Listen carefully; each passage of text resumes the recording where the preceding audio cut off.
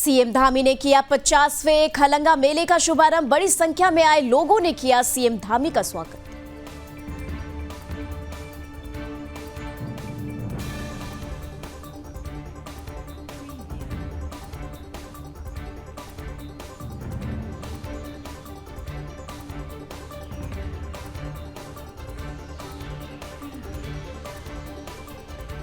CM Dhami ने किया हल्द्वानी दौरा। पार्टी विधायकों और कार्यकर्ताओं ने किया जोरदार स्वागत। अलग अलग विभागों के अधिकारियों के साथ की समीक्षा बैठक।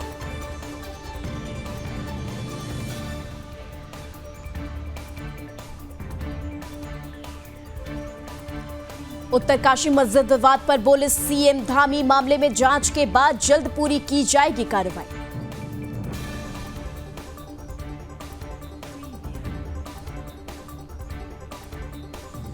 सीएम धामी जल्द करेंगे प्रदेश के सभी जिलों का दौरा। सभी जिलों में चल रही योजनाओं की भी लेंगे जानकारी।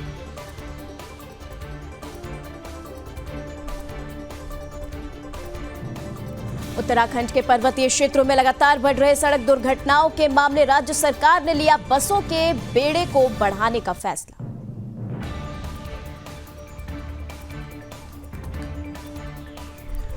पहाड़ों में कहीं इन दिनों पहली बर्फबारी की बहार, तो कहीं गुलदार का आतंक, तो कहीं जंगली हाथियों के आतंक से परेशान हैं लोग। देश की सीमाओं को बेहतर करने की राह। सीमाओं को मिले 508 अग्निवीर। 508 अग्निवीर बने थल सेना का अंग।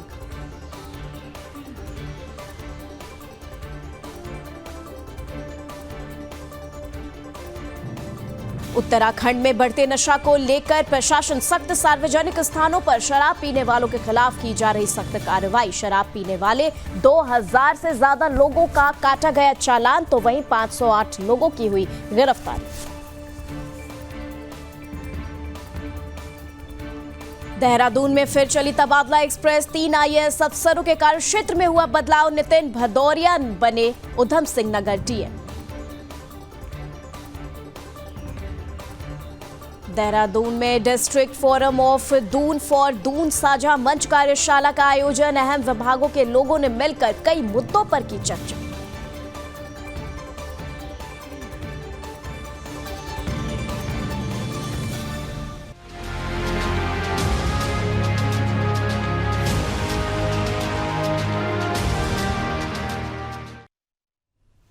नमस्कार, सुदर्शन न्यूज देख रहे हैं आप। मैं हूं आपके साथ निमित सिन्हा और स्वागत है आपका अपना उत्तराखंड में। चलिए उत्तराखंड की खबरों पर नजर डालते हैं। उत्तराखंड में अगले साल 38वें राष्ट्रीय खेलों का आयोजन होना है, जिसको लेकर सभी तैयारियां पूरी कर ली गई हैं। इसी बीच प्रदेश के खिलाड़ियों को नई ऊर्जा के साथ राष्ट्रीय खेलों में मौका देने के लिए एक बड़ा आयोजन शुरू हो गया है। सीएम मुख्यमंत्री पुष्कर सिंह धामी ने राज्य स्तरीय खेल महाकुंभ 2024 में शिरकत की। इस मौके पर खेल मंत्री रेखा आर्य भी मौजूद रहीं। राज्य स्तरीय खेल महाकुंभ का शुभारंभ करते हुए सीएम धामी ने पुष्कर सिंह धामी ने सभी खिलाड़ियों को संबोधित किया और उनका मनोबल भी बढ़ाया।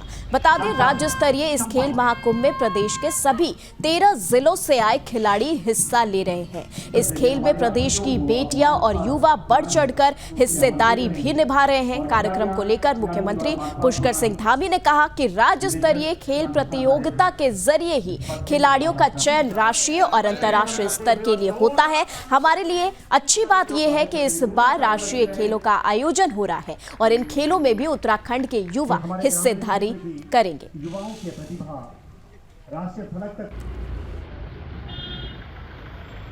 हमारे प्रदेश के ग्राम स्तर से लेकर राज्य स्तर तक के सभी जो हमारे खिलाड़ी हैं, जो हमारे प्रतिभावान युवा हैं, उन सबको आगे आने का अवसर प्रदान करता है और इसके माध्यम से उनको खेलों के क्षेत्र में खेलने के लिए एक स्थान मिलता है और नीचे से लेकर ऊपर तक सिलेक्शन होता है। आने वाले समय में इसी खेल महाकुंभ से निकलकर हमारे ये खिलाड़ी विभिन्न प्रतियोगिताओं में राष्ट्रीय स्तर पर, अंतर्राष्ट्रीय स्तर पर भाग लेते हैं और हमारा भी ये प्राथमिकता है। हम नई खेल नीति लाए हैं, उस बहुत सारी योजनाएं हम लेकर आए हैं, जिससे कि हमारे राज्य के सामान्य परिवार में पैदा हुए बेटे और बेटियों को भी खेल के क्षेत्र में आगे आने का अवसर मिले।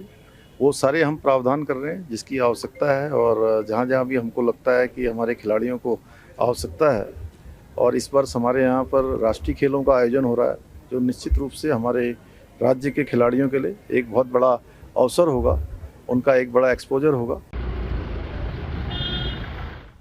वहीं देहरादून में 50वें खेलांगा मेले का शुभारंभ किया गया। कार्यक्रम का शुभारंभ सीएम धामी ने किया। यहां बड़ी संख्या में आए लोगों ने सीएम धामी का जोरदार स्वागत किया है। बता दें, खलंगा मेले का आयोजन गोरखा सैनिकों की स्मृति में किया जाता है।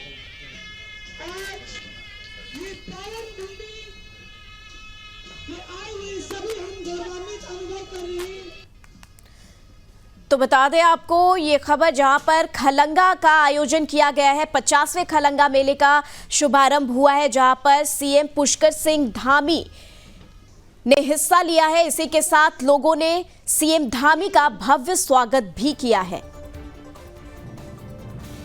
तो 50वें खलंगा मेले का आयोजन हुआ है, जहां पर सीएम पुष्कर सिंह धामी ने वहां पर हिस्सा लिया, शुभारंभ किया है कार्यक्रम का, और इसी के साथ सभी लोगों ने उनका भव्य स्वागत किया है।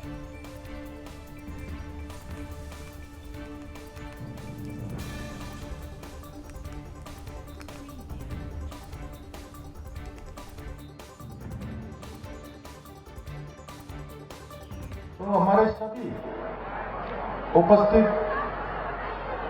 सभी आए हुए हमारे पदाधिकारीगण, सभी उपस्थित, मेरे सब बड़े बुजुर्ग उपस्थित, माताएं, बहनें, हमारे गोरखा रेजिमेंट के आए हुए हमारे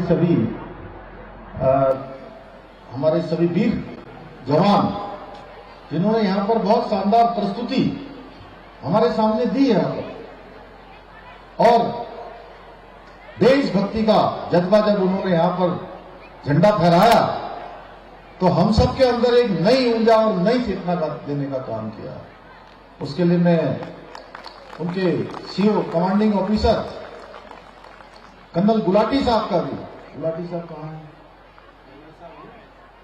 कर्नल गुलाटी साहब का भी धन्यवाद, उन तक हमारा धन्यवाद पहुंचा दीजिएगा। मैं एक सैनिक परिवार में पैदा हुआ हूं, इसलिए मैं जानता हूं कर्नल साहब कि आपके जवानों ने आपके मार्गदर्शन में यहाँ पर बहुत ही शानदार काम किया। और हमारे मीडिया के सभी मित्र ये हर अवसर पर हमारे साथ होते हैं। मैं आज इस अवसर पर इस ऐतिहासिक 50वें खलंगा मेले में गोरखा समाज के सभी वीर पूर्वजों की वीरता और अदम्य साहस को, जिसके कारण से जैसे एंग्लो गोरखा युद्ध समाप्त हुआ, जिसके बारे में आप सब यहां से पहले ही बता चुके हैं, उन सबको, उन सभी वीरों को मैं नमन करते हुए आप सबका यहां इतनी बड़ी संख्या में उपस्थित होने के लिए मैं आप सबका हृदय से, सभी गोरखा समाज के मेरे परिवारजनों का हार्दिक स्वागत करता हूं, हार्दिक अभिनंदन करता हूं आपका।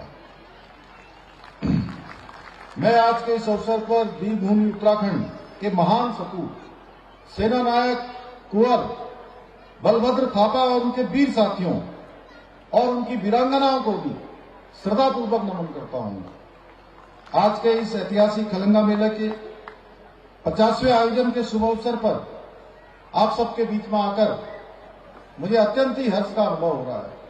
और सच में जहां आप सब लोग, हमारे कर्नल विक्रम थापा जी, पूरी टीम, पदम जी जो हमारे अनेक अवसरों पर हमारे साथ होते हैं, प्रभात दीदी हमारी जो है हमेशा होती है, वही हमारे एक पुल बनाने का काम, सेतु बनाने का काम हमारे विधायक जी ने किया है। मैं विधायक जी का भी धन्यवाद करता हूं कि उन्होंने आप सबके बीच में आकर मेरे अंदर भी एक नई ऊर्जा का संचार करने का काम किया है। ये मेला वीरभूमि उत्तराखंड के उन अमर बलिदानियों की गाथाओं का स्मरण करने का अवसर है, जिन्होंने अपनी मातृभूमि की रक्षा के लिए अपने प्राणों को निछावर कर दिया और पूरी दुनिया के अंदर स्वाभिमान, वीरता और साहस का अमिट संदेश छोड़ दिया। खलंगा की वीरभूमि में वर्ष 1814 के एंग्लो गोरखा युद्ध में सेना नायक कुंवर बलभद्र थापा और उनके वीर सैनिकों ने मातृभूमि की रक्षा के लिए अपने प्राणों का बलिदान दिया, अपनी सर्वोच्च आहुति दी।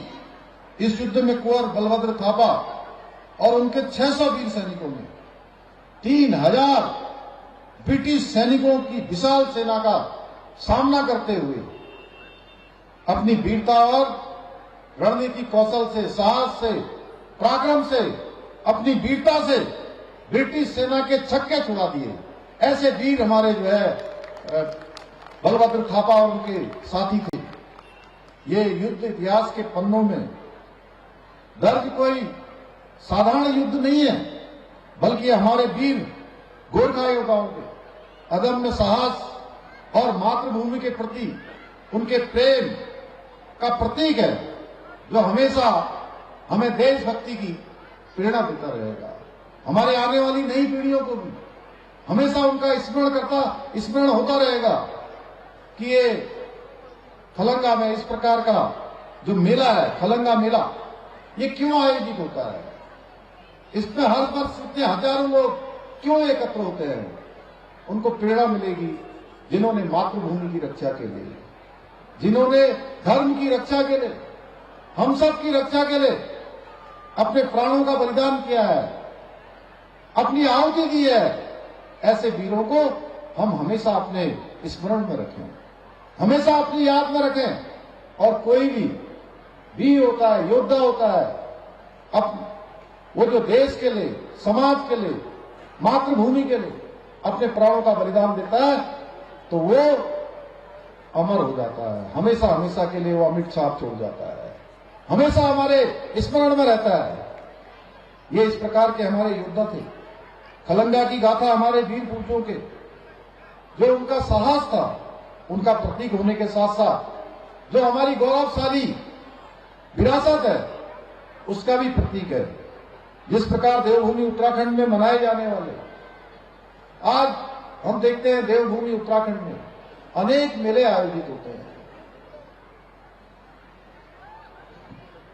ये मेले हमारी संस्कृति और विरासत, इसको सहेजने का काम करते हैं, इसको आगे बढ़ाने का काम करते हैं। पीढ़ी दर पीढ़ी हमारे नौनिहालों में, हमारे नवयुवकों में एक संदेश देने का काम करते हैं कि हमारी विरासत, हमारे पूर्वजों ने कितनी कठिनाइयों से इसको हमेशा सुरक्षित रखा था, उसके लिए उन्होंने कितना संघर्ष किया था। उसी प्रकार ये मेला भी हमारी समृद्ध सांस्कृतिक परंपराओं को सहेजते हुए अगली पीढ़ी तक पहुंचाने का एक बहुत ही विशिष्ट माध्यम है।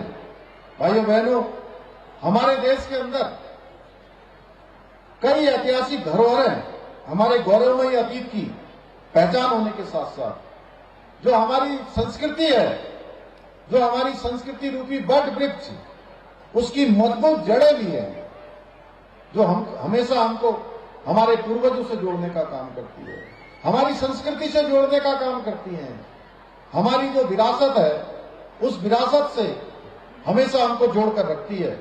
आज देश के अंदर हमारे आदरणीय प्रधानमंत्री श्री नरेंद्र मोदी जी के नेतृत्व में इन जड़ों को मजबूत करने का काम हो रहा है। विकास के साथ साथ विरासत को भी आगे बढ़ाने का काम हो रहा है।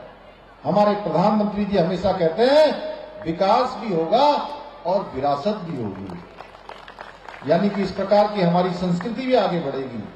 खलंगा युद्ध स्मारक को भारतीय पुरातत्व सर्वेक्षण के संरक्षण में रखना इस दिशा में एक बहुत महत्वपूर्ण कदम है।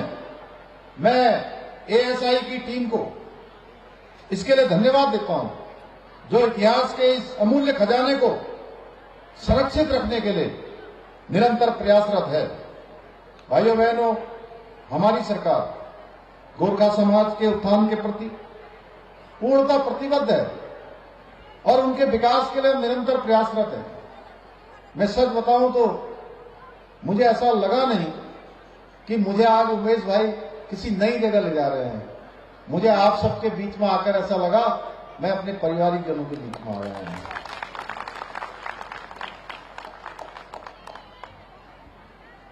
मुझे पूरा विश्वास है कि ऐसे आयोजन नई पीढ़ी को गोरखा समाज की परंपराओं को सजोए रखने अपने पूर्वजों की वीरता और बलिदान को याद रखने में सहायक सिद्ध होंगे। और ये हमारे उमेश भाई ने, प्रभा दीदी क्यों बनते हैं?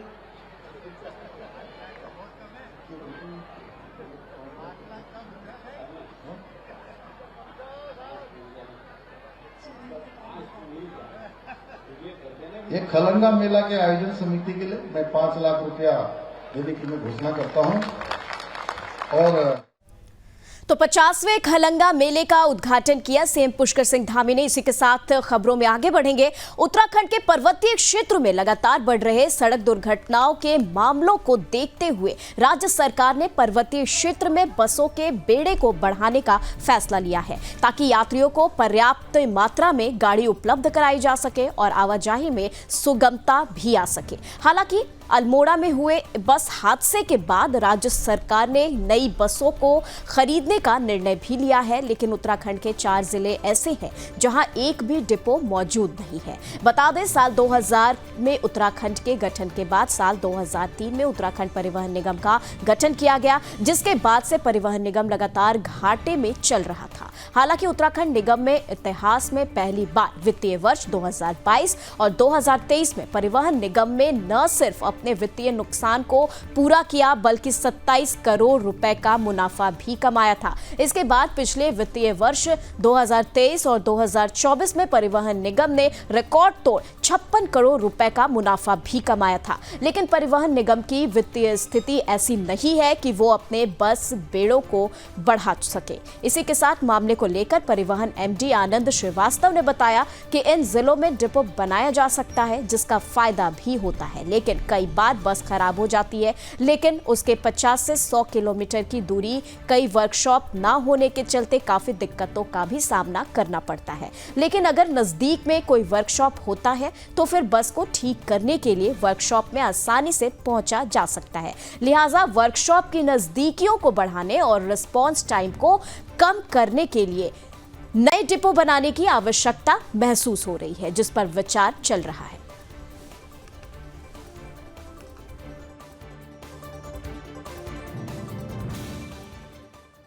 ये आपका कहना सही है कि 4 जनपदों में अभी भी डिपो नहीं है। ऐसा नहीं है कि इसकी आवश्यकता नहीं महसूस की गई, लेकिन सेवाओं की कमियां देखते हुए या ये देखते हुए कि हमारे पास उचित संसाधन पहले नहीं थे इतने, या जो भी वजहें रही हो, पहले इस पर बहुत विचार नहीं किया जा सका। लेकिन इस पर निश्चित रूप से विचार किया जा रहा है और हम 1-2 जगहें हमने चिन्हित की हैं जिस पर विचार करके नए डिपोज़ को स्थापित करने के लिए, और जो हमारे इस रूट पे पुराने डिपोज़ हैं उसको स्ट्रेंथन करने के लिए पूरा प्रयास कर रहे हैं। नहीं, आप ऐसा नहीं कह सकते कि हम नए डिपोज़ बनाने से कतराते रहे हैं। आवश्यकता महसूस होने पर डेफिनेटली नए डिपोज़ स्थापित किए जाते हैं।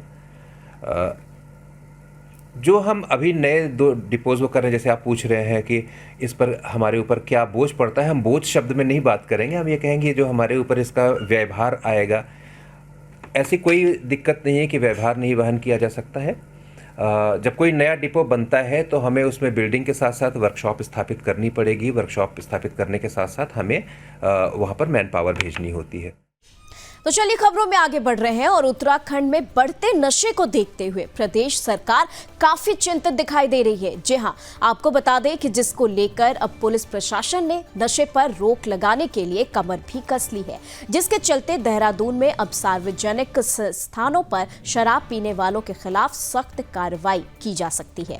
जी हां, इसी संबंध में देहरादून एसएसपी अजय सिंह के निर्देशन में देहरादून के अलग अलग इलाकों में पुलिस लगातार चेकिंग अभियान चला रही है। अभियान के तहत सार्वजनिक स्थानों जैसे जंगल, सड़कों या गाड़ियों में बैठकर शराब पीने वालों या शराब पीकर गाड़ी चलाने वालों के खिलाफ कार्रवाई भी की गई है। यही नहीं, इस दौरान खुले में शराब पीने वाले 2000 से ज्यादा लोगों पर पुलिस ने कार्रवाई की है। इसके साथ ही 508 लोगों को शराब पीकर वाहन चलाने को लेकर मौके से गिरफ्तार भी किया गया है। तो देहरादून से बड़ी खबर आप तक बता रहे हैं, जहां की नशे के खिलाफ उत्तराखंड सरकार की मुहिम जो है, नशे से बढ़ता एक्सीडेंट का खतरा जो है वो भी सामने आ रहा है और पुलिस ने सख्त अभियान चलाने का ये प्रयास किया है। खुले में शराब पीने वालों पर कार्रवाई हो रही है।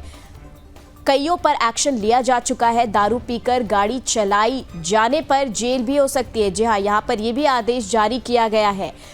प्रशासन ने यह आदेश जारी किया है कि जो कोई भी शराब पीकर गाड़ी चलाए उसके खिलाफ सख्त कार्रवाई होगी और उसे जेल भी भेजा जा सकता है। और ये एक्शन कई लोगों पर किया जा चुका है।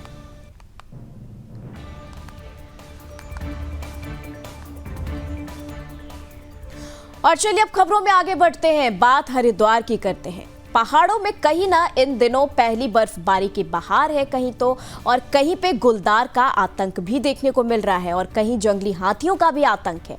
इसी बीच हरिद्वार के जमालपुर कला क्षेत्र में एक बार फिर 7 विशालकाय हाथियों के आने से लोगों में डर का माहौल है। जी हाँ, इस इलाके में हाथियों को देखकर हड़कंप मच गया है। इसके साथ ही 7 हाथियों के झुंड के कॉलोनी में घुसते ही हड़कंप मच गया। हालांकि हाथियों ने कॉलोनियों या लोगों को कोई नुकसान नहीं पहुंचाया। बता दें, बीते कुछ महीने से हाथियों को लेकर इलाके में खौफ मचा हुआ है, डर का माहौल है। इसी बीच जमालपुर से सटे ग्रामीण इलाके में साथ ही अब ये बहादुराबाद तक पहुंचने लगे हैं। इसी के साथ हाल ही में राज्य के वन मंत्री ने भी इस घटना का संज्ञान ले अधिकारियों को विशेष सतर्कता बरतने के निर्देश भी जारी किए हैं। तो हरिद्वार से ये खबर आप तक पहुंचा रहे हैं, जहां पर आप तस्वीरों में भी देख सकते हैं किस तरीके से यहां पर जंगली हाथियों का आतंक देखने को मिल रहा है। ये एक रेजिडेंशियल इलाका है, ये एक कॉलोनी है, जहां पर किस तरीके से हाथी का झुंड गुजरता नजर आ रहा है और उससे पूरे इलाके में दहशत का माहौल भी बना हुआ है। तो बता दें, ये एक के बाद एक 7 हाथियों का झुंड जो है वो देखा जा रहा है, जो कि एक कॉलोनी में देखा जा रहा है। चलिए इसी के साथ आगे बढ़ रहे हैं। उत्तराखंड के रानीखेत में सेना के ऐतिहासिक सोमनाथ मैदान में देश की सीमाओं की निगहबानी के लिए 508 अग्निवीरों ने विधिवत रूप से थल सेना का हिस्सा बने हैं। वहीं 31 हफ्तों की कड़ी ट्रेनिंग के बाद सेना को सोमनाथ मैदान में आयोजित पासिंग आउट परेड में चीफ गेस्ट केंद्र कुमाऊं रेजिमेंट के कमांडेंट ब्रिगेडियर संजय कुमार यादव ने परेड की सलामी भी ली। यहां 508 अग्निवीर पासिंग आउट परेड में शामिल हुए। इसके साथ ही ये भी बता दें, ब्रिगेडियर संजय कुमार यादव ने भी परेड की सलामी ली है और कमांडेंट ने कहा है कि देश सेवा से बड़ी कोई सेवा नहीं होती है। अग्निवीरों ने देश सेवा का शानदार निर्णय लिया है। इसके साथ ही उन्होंने क्या कुछ कहा है, चलिए देखिए।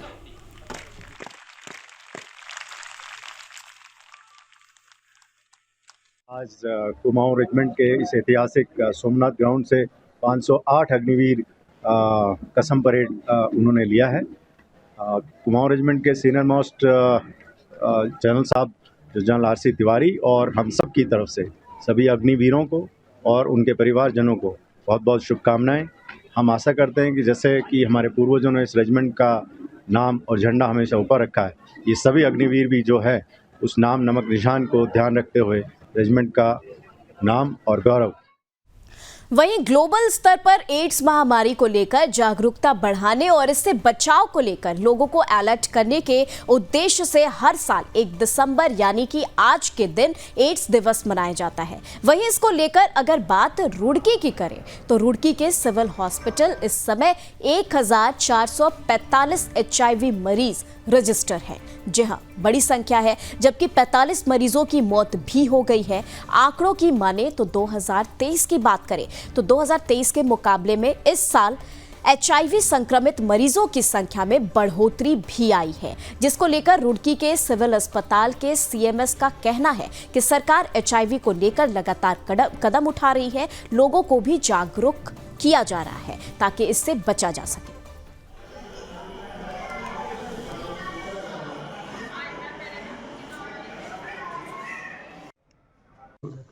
एड्स के हमारे लगभग 1485 मरीज हमारे यहाँ रजिस्टर्ड हैं ART सेंटर में। सरकार के द्वारा भी 2 वर्ष पूर्व यहाँ पर ART सेंटर खोला गया था, क्योंकि जब उनको लगा कि नंबर ऑफ पेशेंट काफ़ी ज़्यादा हैं रुड़की आसपास के क्षेत्रों के, तो यहाँ पर अलग से ART सेंटर खोल दिया गया, जिससे कि मरीज की समुचित जांच और समुचित इलाज समय पर किया जा सके। तो सरकार की, भारत सरकार की भी और स्टेट गवर्नमेंट की भी, सबकी ये कोशिश है कि इनको अच्छे से अच्छा इलाज इनको उपलब्ध कराया जाए। और कभी किसी को ज़रूरत पड़ती है 1-2 मरीजों को, तो हमारे यहाँ चिकित्सकों में भर्ती करके उनका उपचार भी। तो चलिए फिलहाल के लिए उत्तराखंड की बुलेटिन में बस इतना ही, लेकिन सुदर्शन न्यूज पे खबरों का सिलसिला यूं ही जारी रहेगा। आप देखते रहे सुदर्शन न्यूज, दीजिए अनुमति। जय हिंद।